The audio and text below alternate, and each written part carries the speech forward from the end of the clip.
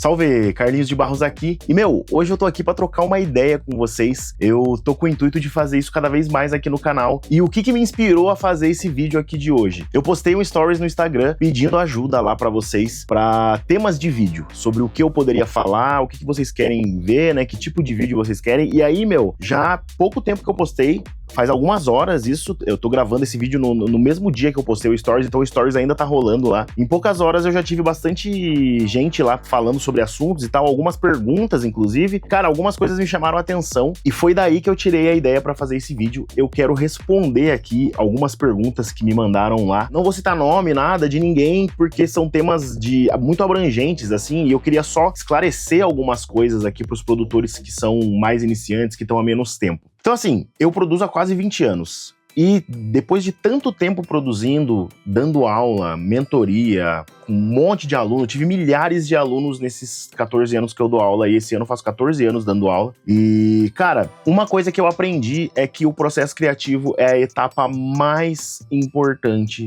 da produção musical. Então, não vai ser a mix e não vai ser a master que vai salvar o seu processo criativo se o seu processo criativo não tiver qualidade. Como é que eu trabalho o meu processo criativo hoje em dia? Eu vou criar a minha ideia pensando totalmente em inspiração, mas algumas coisas eu já trabalho no processo criativo, por exemplo, a parte de timbragem. Então, eu vou trabalhar a minha música da melhor maneira possível, eu vou escolher os melhores timbres possíveis e vou equalizar o que precisar ser equalizado, vou comprimir o que precisar ser comprimido, vou saturar o que precisar ser saturado e assim por diante, e vou trabalhar no meu processo criativo prezando a criação, né? O arranjo, a estrutura da música, os acontecimentos, a voz e também a timbragem. Então, no meu processo criativo, eu já faço com que minha música soe da melhor maneira possível. E hoje em dia, pra você ter uma ideia, eu testo as minhas músicas no processo criativo mesmo. Eu não faço mix, não faço master, só boto um limiter lá no master pra dar um volume e toco na pista. Entendeu? Mas por quê? Porque eu tô trabalhando com muito cuidado e com muito capricho no meu processo criativo. Mas isso me leva a uma outra coisa também. Com relação à timbragem, teve alguém que me mandou lá uma sugestão de mostrar como criar timbres que sejam fortes e que funcionem e tal. Eu vou dizer pra você, cara, não fica noiando em sintetizar. Principalmente se você produz há pouco tempo. E aí eu vou te fazer uma pergunta. Quando você trabalha com sample, os samples que você escolhe, a sua música fica muito foda só com sample? Se a resposta for sim, você também vai saber escolher presets de sintetizadores muito bons. Consequentemente, se você tentar sintetizar alguma coisa, provavelmente você vai conseguir. No começo vai ser meio complicado ali e tal, mas com um pouquinho de prática você vai conseguir chegar numa timbragem legal. Se a sua resposta para minha pergunta for não, eu não consigo escolher samples bons, eu não sei o que é um sample bom, o que é um sample ruim, minhas músicas soam mal, então isso significa que você não tá pronto para sintetizar. Se você não consegue nem escolher samples que estão prontos ali, é só você pegar e usar na sua música, você ainda não tem experiência o suficiente para poder sintetizar. Síntese é uma coisa muito complicada, então qual seria o primeiro exercício? O primeiro exercício é você trabalhar a timbragem escolhendo samples de boa qualidade, melhorando a qualidade das suas músicas com samples e também procurando presets para melhorar a qualidade das suas músicas. Começa com sample, depois passa para preset de sintetizador, faz tratamento, trabalha esses presets e aí quando você tiver já, tô conseguindo fazer uma sonzeira, tô escolhendo um timbre muito bom aqui e tal, aí é o momento de você começar a sintetizar do zero, porque você já vai ter um repertório auditivo, uma experiência com timbragem para saber o que é um timbre bom, o que é um timbre ruim, o que é um timbre que funciona, o que é um timbre que não funciona. E aí, esse meu foco no processo criativo também me leva a uma outra pergunta que fizeram lá.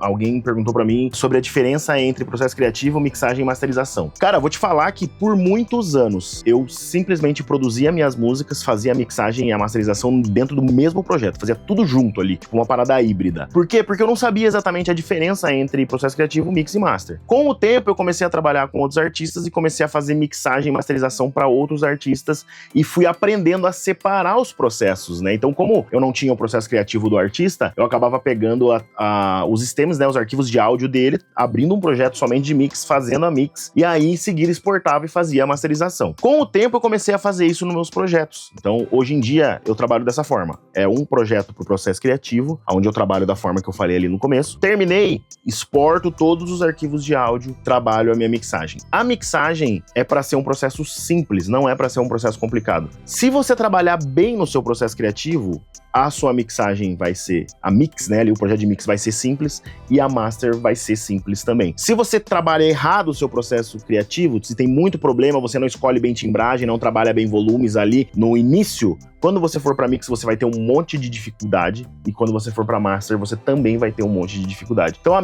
mixagem, ela é para você equilibrar a sua música, é para você fazer os ajustes finos da sua track. Então você vai nivelar volume, equalizar o que você deixou passar, se tiver algum problema de imagem estéreo, algum problema de fase, alguma coisa assim. Então a mix não é para ser complicada, a mix é para ser um processo de encaixe, para você fazer a sua música soar o mais colado possível, o mais agradável possível. E a masterização é para você trazer ela para cima, volume, aquela pressão da master, né? Então, se você começa certo no processo criativo, você não vai ter muito problema na mix e você não vai ter problema de fazer a master, e os processos vão ser fáceis e você vai conseguir um resultado final muito bom. Então, basicamente, a diferença entre os processos seriam esses, tá? Uma outra parada que me pediram lá é para mostrar a criação de bass criação de bateria e criação de bass avançado. E aí eu vou te dizer o seguinte, o avançado ele é relativo. Hoje em dia, para mim, eu já não sei mais o que é exatamente avançado e o que não é avançado, porque eu trabalho muito... A minha forma de trabalhar é com o simples. Então eu gosto de ser direto e objetivo. Eu não trabalho de uma maneira complicada nas minhas músicas. Então a forma com que eu crio meus bass e a forma com que eu crio as bateras da minha música e tudo é um jeito muito simples. Não tem nenhum segredo ali.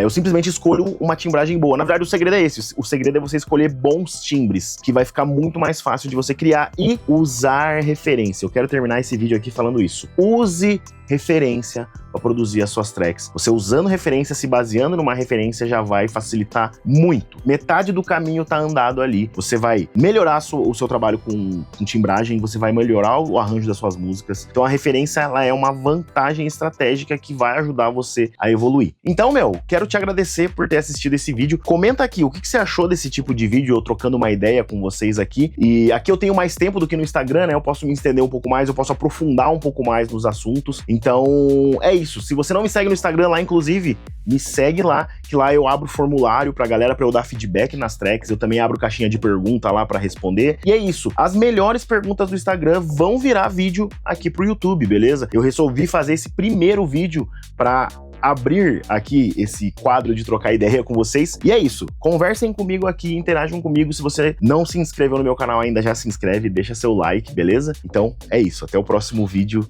É nóis.